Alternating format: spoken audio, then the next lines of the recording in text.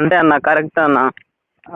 ఇప్పుడు అదే మన ఇప్పుడు రాముడు అన్న, మన రాముడు ఉండన్న, రాముడిని ఊరేగిస్తారా మన హిందూ అన్న? నేను ఎందుకంటే చాలా మంది చేసుకున్నా మన హిందూ బంధువులందరి అభిప్రాయాలు అడిగి కనుక్కుంటుంటా నేను మన హిందువులను.